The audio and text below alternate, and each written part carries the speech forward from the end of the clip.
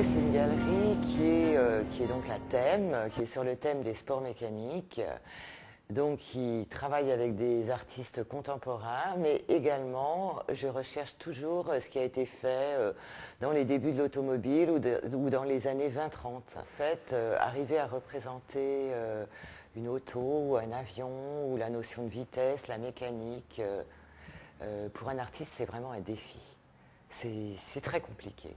C'est parce qu'on peut tomber soit tout de suite dans la banalité, dans le cliché, dans la photo. Il faut vraiment avoir une expression forte.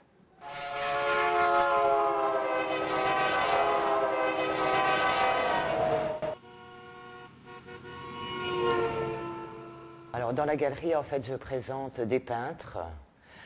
Par exemple, Benoît Montet, qui est un jeune peintre qui, lui, est fasciné par l'Amérique des années 50, 60.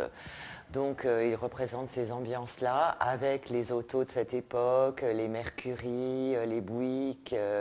Ça peut être sur des parkings, ça peut être devant un centre commercial. Puis, bon, j'ai des sculpteurs, par exemple Jean-Jacques Marc, qui est un sculpteur très, très, je dirais, qui s'exprime d'une manière très contemporaine, en travaillant l'acrylique coulé.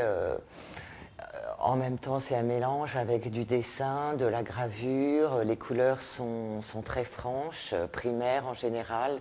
Et puis Zurini, lui, c'est une expression plus classique. Il part d'une forme automobile réelle qu'il va complètement transformer, intensifier, étirer pour en ressortir l'essence.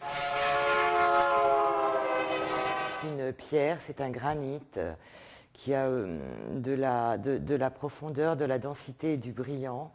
Et j'aime son côté art déco et la perfection des lignes.